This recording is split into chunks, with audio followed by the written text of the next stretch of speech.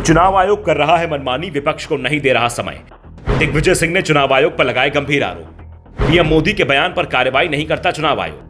कांग्रेस सांसद और राजगढ़ सीट से पार्टी उम्मीदवार दिग्विजय सिंह ने एक बार फिर से चुनाव आयोग पर गंभीर आरोप लगाए हैं। उन्होंने कहा कि चुनाव आयोग कांग्रेस पार्टी को लेकर पक्षपातपूर्ण रवैया अपना रहा है। एक तरफ प्रधानमंत्री नरेंद्र मोदी हैं जो कर्नाटक में जाकर बोलते हैं कि बजरंगबली के नाम पर वोट करें, लेकिन चुनाव आयोग उनको कोई नोटिस नहीं देता है। जबकि यदि कांग्रेस के पार्टी के नेता कुछ बोलते हैं तो उनको तुरंत नोटिस मिल जाता है।